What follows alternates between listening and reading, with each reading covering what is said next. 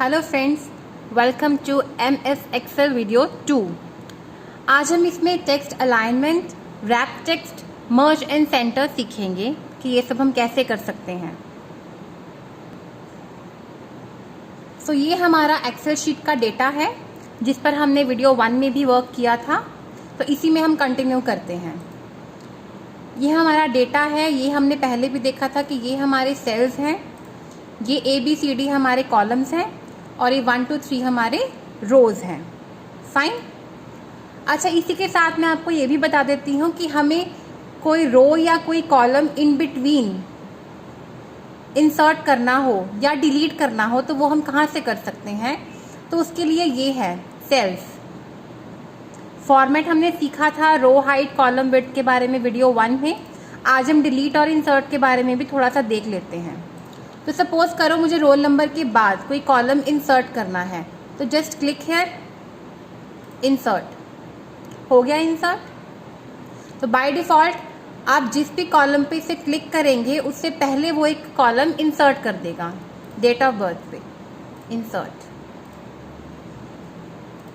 Insert हो गया।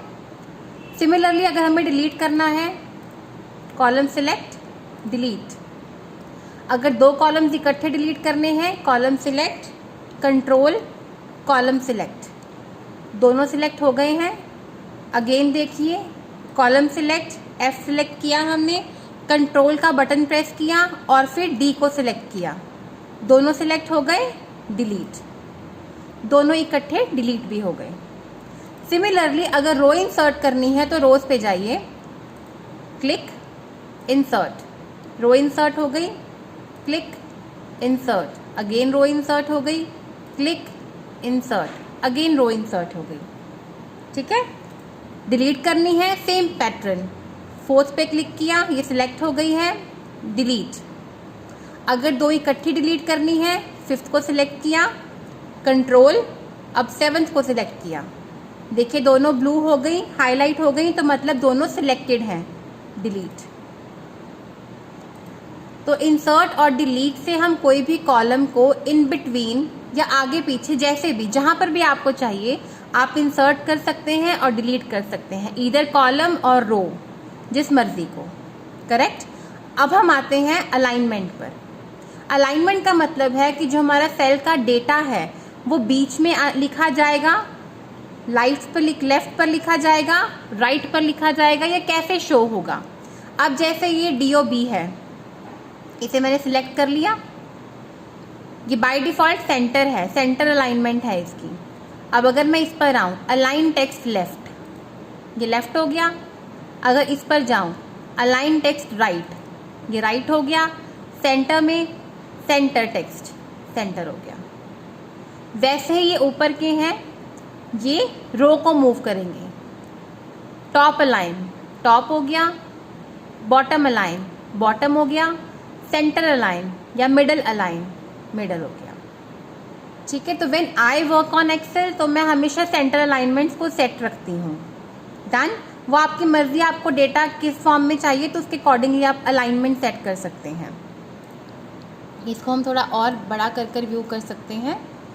जैसे ये तीनों हैं सिलेक्ट किए, आप ये सारी अलाइनमेंट्स चाहो तो किसी एक सेल पे लगाओ, चाहो तो सेल्स को सिलेक्ट कर भी लगा सकते हो। लेफ्ट हो गया, राइट हो गया, सेंटर हो गया। चाहो तो सब पर लगा लो, सबको सिलेक्ट कर लो, लेफ्ट हो गया, राइट हो गया, सेंटर हो गया। करेक्ट। इसी के साथ हमारे पास जो डेली रूटीन में हम, या डेली रूटीन एक्सेल शीट्स में जब भी हम कोई काम करते हैं हमें यूज में आते हैं, वो है रैप टेक्स्ट और मर्ज एंड सेंटर। ठीक है। अब मर्ज एंड सेंटर क्या होता है, इसके कहने का मतलब है कि कुछ सेल्स को मर्ज करना, इकट्ठा कर देना, और बाय डिफॉल्ट उसमें जो भी लिखा जाएगा वो सेंटरली अलाइन होगा, उसको बोलते हैं मर्ज एंड सेंटर। सपोज मैंने यहाँ पे लिखा एक्सेल वीडियोस, अभी तो ये सिर्फ एक सेल में आया है, एक्सेल वीडियोस, राइट, दिख रहा है आपको। अब अगर मुझे इसको इन 3 कॉलम्स के बीच में लेकर आना है, सेंटर में, तो तीनों को मर्ज करना है। सिलेक्ट किया, मर्ज एंड सेंटर। देखो अब ये एक ही सेल बन गया, ये एक ही सेल बन गया मर्ज होकर, जिसके अंदर 3 कॉलम्स हैं सी डी ई। ये सी डी ई कॉलम का रो 1 मर्ज हो गया और उसके सेंटरली अलाइन हो गया ये डेटा। अगर हम इसके ऊपर से मर्ज एंड सेंटर हटा देंगे तो ये नॉर्मली 1 सेल डेटा बन जाएगा। अभी ये डेटा किसमें है? C1 में। C कॉलम है, 1 रो है। अगर मैं इसको ऐसे मर्ज कर दूं,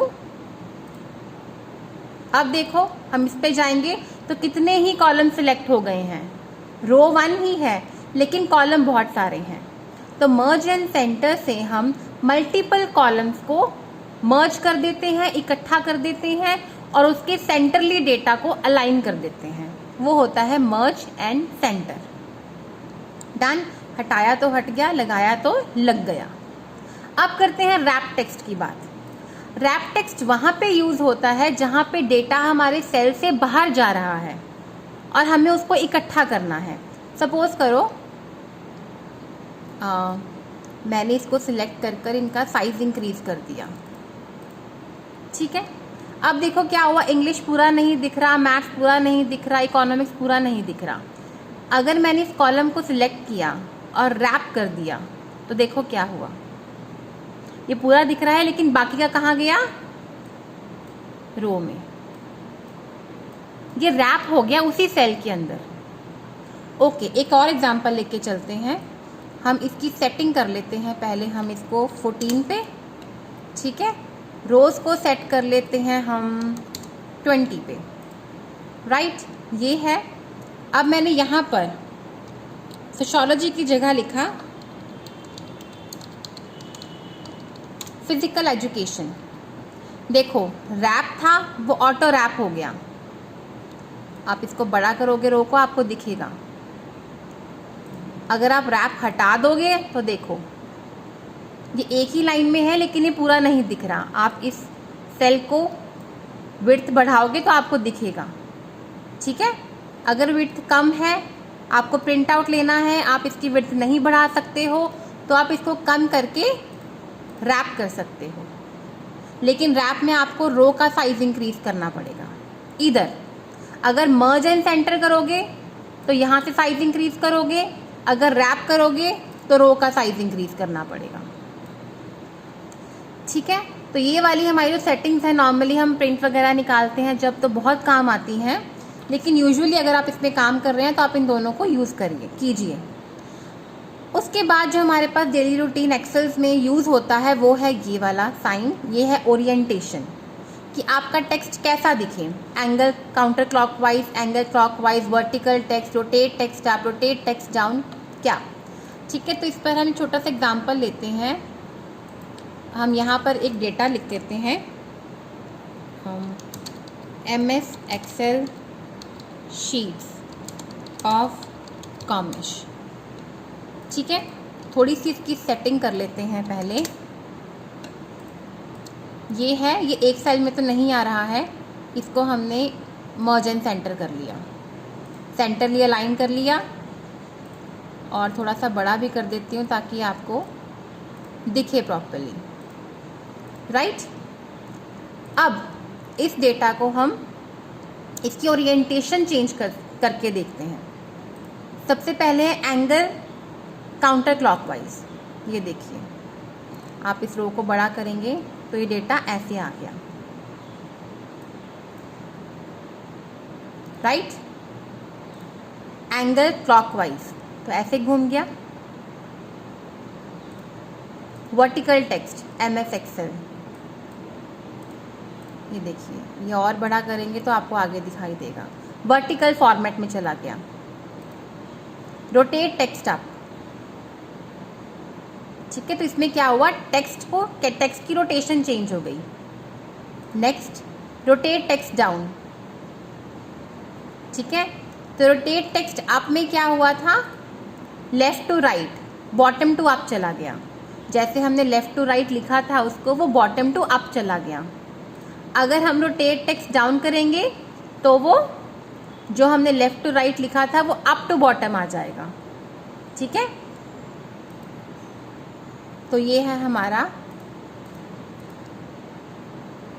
ओरिएंटेशन। ये हमारी नॉर्मल ओरिएंटेशन हो गई, हमने इसको वापस कर दिया। ठीक है, तो इस वीडियो में हमने कॉलम्स को इंसर्ट डिलीट देख लिया कैसे करते हैं, centre align, left align, right align देख लिया हमने, मर्ज एंड सेंटर देखा, रैप टेक्स्ट देखा, दिस, ओरिएंटेशन, अलाइनमेंट्स, ये सब हमने इसमें देखा। ठीक है, तो बाकी हम इसको कंटिन्यू करेंगे अपनी नेक्स्ट वीडियो में। Thank you, I hope so आपको इतना समझ आ गया है। नेक्स्ट वीडियो में देखते हैं हम और क्या क्या कर सकते हैं एक्सेल में, और जो हमारी एक्सेल शीट में यूजुअली काम आते ही आते हैं। Bye for now.